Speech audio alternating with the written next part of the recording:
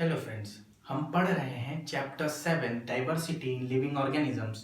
और इस चैप्टर में हमने ये चैप्टर लाई करता है 5 किंगडम क्लासिफिकेशन पर। और इन 5 किंगडम क्लासिफिकेशन में से हमने 4 किंगडम्स कवर कर लिए हैं, मोनेरा, प्रोटिस्टा, फंजाई, प्लांटे। और हम पढ़ रहे हैं एनिमल किंगडम। एनिमल किंगडम में पिछले 2 लेक्चर्स में हमने बेसिक कैरेक्टर्स, जिसपे एनिमल किंगडम को डिफाइन किया गया है, उनके बेसिक कैरेक्टर्स हमने पढ़ लिए हैं। ठीक है, जैसे level of organization, symmetry, coelom, ये सब। और इन कैरेक्टर के बेसिस पर अब हम फाइलम को एक एक कर पढ़ेंगे कि जो भी फाइलम है वो एक एक कर हम स्टडी करेंगे। तो पहला फाइलम जो आता है वो है फाइलम पोरीफेरा। पोरीफेरा नाम ही बता रहा है कि पोरीफेरा का मतलब बहुत सारे पोर्स या बहुत सारे होल्स होते हैं।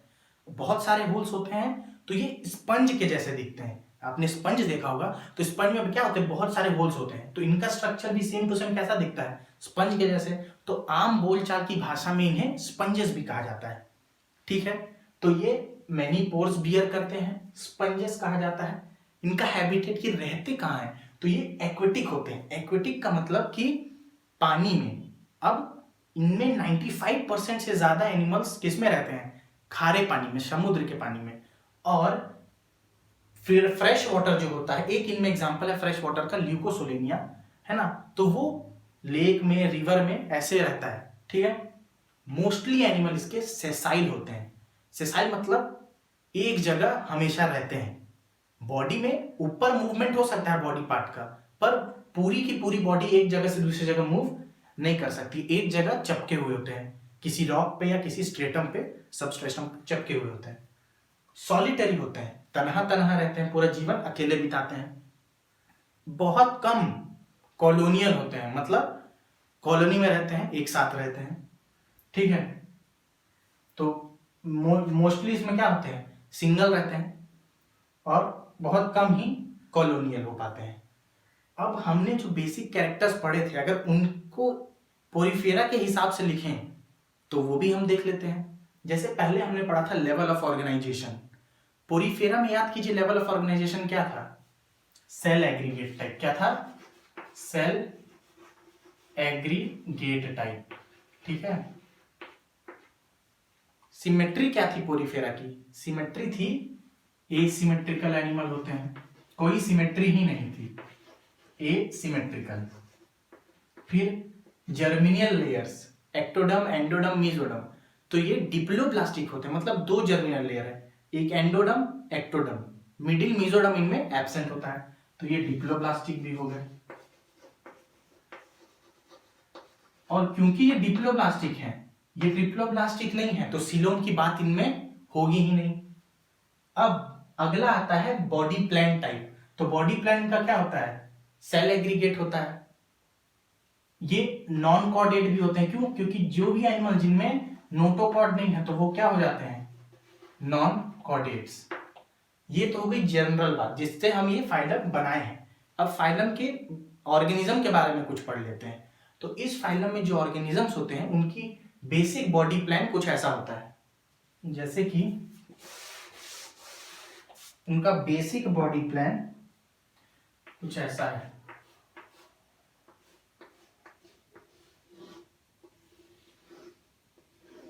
बॉडी में बहुत सारे पोर्स होते हैं, वो आपको दिख रहा है, ये देखिए बहुत सारे पोर्स हैं। इन पोर्स को कहा जाता है क्या, ऑस्टिया। ऑस्टिया, ये जो बहुत सारे पोर हैं उनको क्या कहा जाता है, ऑस्टिया। सिंगल होगा तो ऑस्टियम।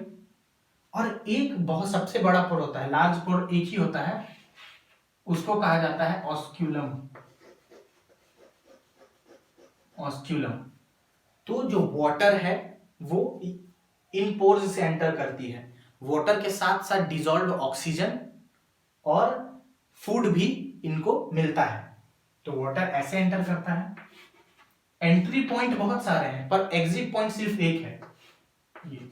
तो वाटर ऐसे आके ये जाता है, ऐसे करके ऐसे चल जाता है। और क्या होता है, इसके साथ फूड भी आता है, तो ये कैविटी में फूड ट्रैप हो जाता है। ये कैविटी का नाम है स्पॉन्जोसील। Spongocoel cavity. ठीक है, ये हो गया। तो वाटर करंट ऐसे आके ऐसे निकला और ऑर्गेनिज्म अपना डिजॉल्व ऑक्सीजन और फूड ले लेता है। और जो एक्सक्रीटरी मटेरियल है वो ऑस्कुलम के थ्रू बाहर छोड़ देता है। तो ये तो हो गया एक सिंपल पोरीफेरा का बेसिक स्ट्रक्चर, ये समझ में आ गया। इनमें एक इंपॉर्टेंट सेल होता है कोएनोसाइट, कोएनोसाइट, ये सॉरी कोएनोसाइट सेल, ये सेल डाइजेशन में मेनली हेल्प करता है। इसको कॉलर सेल भी बोलते हैं। क्या बोलते हैं? कॉलर सेल, क्योंकि सेल का स्ट्रक्चर कॉलर जैसा होता है। और ये देखिए एक फ्लैजेला, तो ये देख रहे हैं, ये कॉलर जैसा एक स्ट्रक्चर होता है, तो इनको कहा जाता है कॉलर सेल्स, मेनली डाइजेशन में हेल्प करते हैं। ठीक है, अब पोरीफेरा के कुछ एग्जांपल्स देख लेते हैं। तो एनसीईआरटी के हिसाब से पोरीफेरा का एग्जांपल आता है साइकन, यूस्पोंजिया,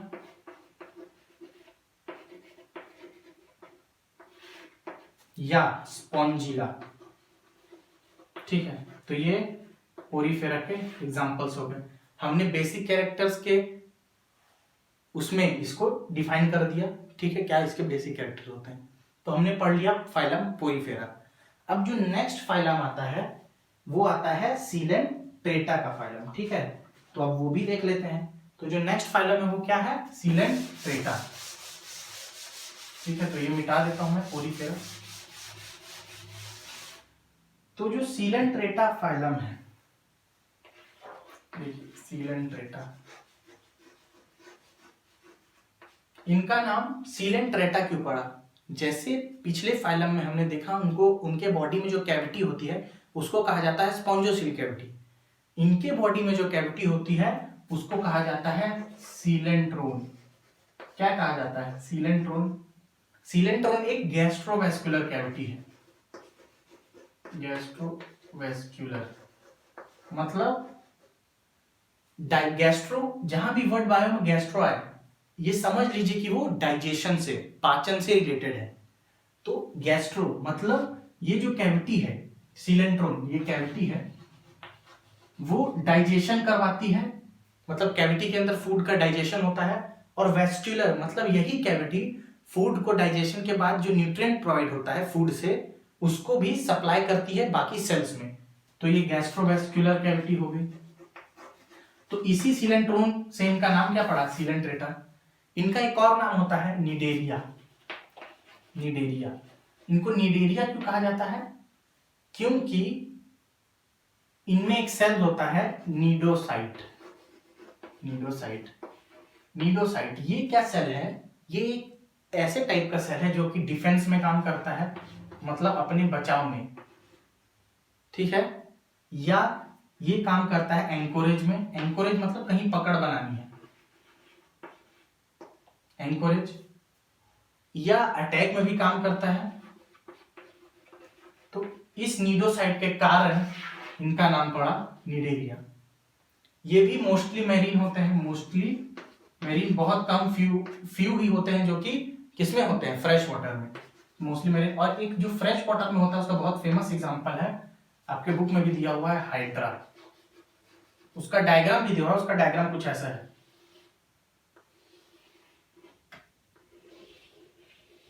ये उसके टेंटिकल्स ऐसे निकले हुए हैं।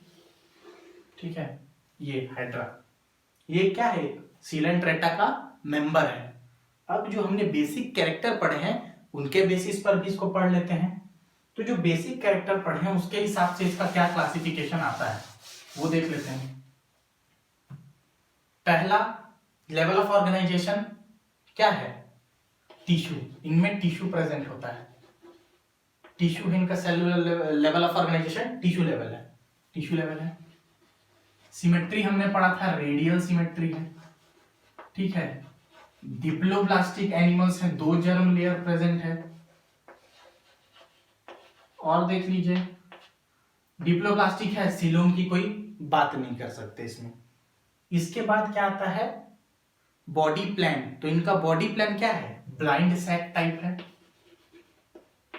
ठीक है, ब्लाइंड सैक टाइप।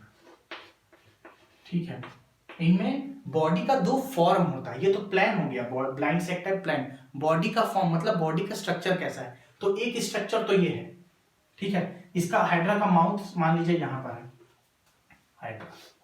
तो एक स्ट्रक्चर बॉडी का ऐसा होता है कि माउथ ऊपर है, बॉडी कैसे अपवर्ड है, माउथ ऊपर की तरफ है, तो ऐसे बॉडी स्ट्रक्चर को बोलते हैं पॉलिप।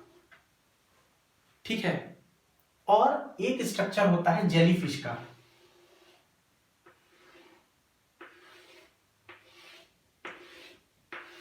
जिसमें माउथ क्या होता है, डाउनवर्ड डायरेक्शन में होता है, इसमें माउथ अपवर्ड डायरेक्शन में और टेंटिकल्स भी ऊपर की तरफ, इसमें माउथ और टेंटिकल्स नीचे की तरफ। ऐसे बॉडी फॉर्म को बोला जाता है मेड्यूसा। ये किसका होता है, जेलीफिश का। आप जानते हैं सब कि जेलीफिश कैसे दिखती है, बस इमेजिन करना है। तो इसके एग्जांपल्स भी हमने पढ़ लिए और हमने इसको क्लासिफाई कर दिया किसके बेसिस पर, जो भी हमने कैरेक्टर्स पढ़े हैं उसके बेसिस पर। ठीक है। अब हमने 2 फाइलम्स पढ़ लिए, एक और फाइलम है जो एनसीईआरटी बुक में नहीं दिया हुआ है, वो है फाइलम टीनोफोरा।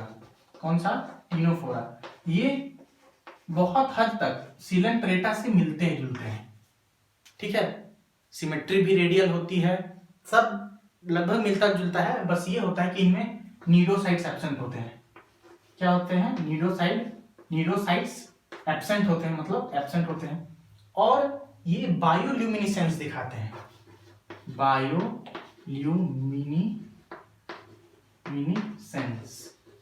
बायोल्यूमिनेसेंस का मतलब ये चमकते हैं अपने आप, ऑन ओन, मतलब खुद से चमकते हैं, तो ये बायोल्यूमिनेसेंस भी दिखाते हैं। तो ये एनसीईआरटी में दिया है पर छोटा सा फाइलम है, तो मैंने आपको बता दिया। डिप्लोब्लास्टिक होते हैं, रेडियल सिमेट्री होता है, ब्लाइंड सैक बॉडी प्लान होता है। ठीक है। तो ये बहुत हद तक सिलेंट्रेटा फाइलम से मिलते हैं, पर ये डिफरेंस होता है कि नीडोसाइट एब्सेंट होते हैं और बायोल्यूमिनेसेंस दिखाते हैं। और इसके हमने सिलेंट्रेटा के एग्जांपल भी पढ़ लिए, हाइड्रा, जेलीफिश, और भी हो सकते हैं।